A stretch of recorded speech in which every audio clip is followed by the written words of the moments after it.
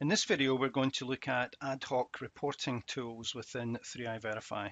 The Tell Me area of 3iVerify is where ad hoc reporting is done. Let's go in there. Let's say, for example, we are looking for allergens for a particular supplier within the 3iVerify database. So this information would have come from the raw material questionnaires and other sources. And so we are going to select the supplier table in this example, and related to the supplier table, we want the joining table RM allergen, which stands for raw material allergens. So we'll click to add that. And from there, we want the actual allergen table itself. So we're going to want the name of the suppliers.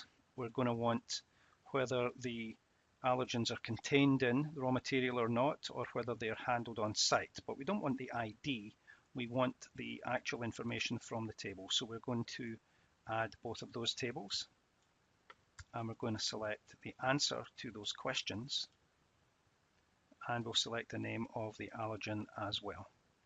So having selected the data fields that we want, we can click Test Tell Me. This will then give us a list of suppliers with allergens and the status of those allergens.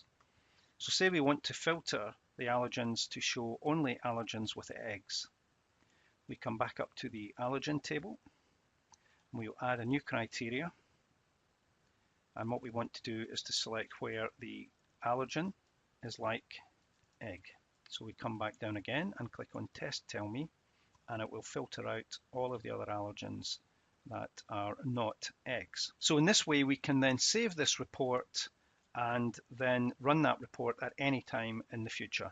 And we'll also be able to export this information as an Excel spreadsheet or a PDF and create charts and graphs in the future as well. So that gives you a good idea of how the reporting tools work within 3iVerify.